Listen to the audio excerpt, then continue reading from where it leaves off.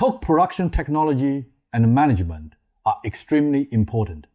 They are the key factors in running a successful coking enterprise.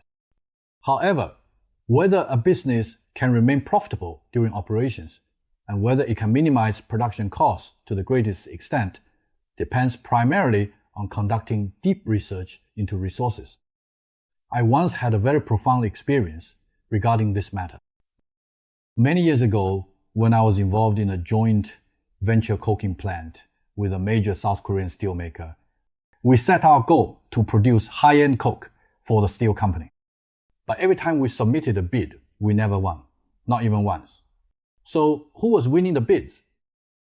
It was between two major Japanese companies. I thought to myself, they are all buying our coal. When we supplied coal to them, our principle was simple. I guaranteed a price $2 per ton lower than US or Australian coal. But why were their bids consistently lower than ours? Even when our prices were already at a loss, they were still very aggressive in pursuing those deals. Once, while I was with one official from one of the two major Japanese suppliers, I asked him, "Is it like the legends say that chemical byproducts are your main product and coke is just a byproduct?"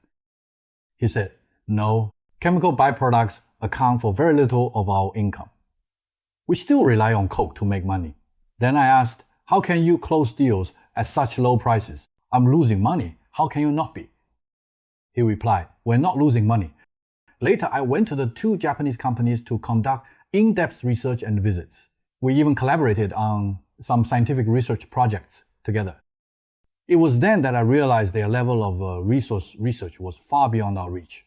Broadly speaking, they match every parameter of all coals worldwide with their prices to form parameter weightings, which are then put into a massive system for optimization. They were doing what I call cost effectiveness ranking today.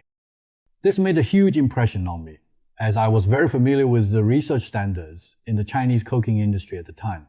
During my last 3 years at the Shaanxi Coal Bureau, I was responsible for coal processing and utilization. Later, I prepared for the establishment of the coal processing and utilization department. By then, I had already been in contact with all the coking-related research and academic institutions in China. I had participated in the commissioning and acceptance review of multiple coal washing plants and coking plants. I knew the domestic level very clearly. When I saw their level of expertise, I discovered a blue ocean. From that point on, I first started a 2-year collaborative research project with one major Japanese steelmaker. We completed a project on the application research and comparison of coking coals.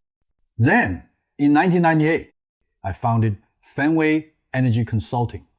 We began the research and promotion of coking coal application evaluation and digitalization in China.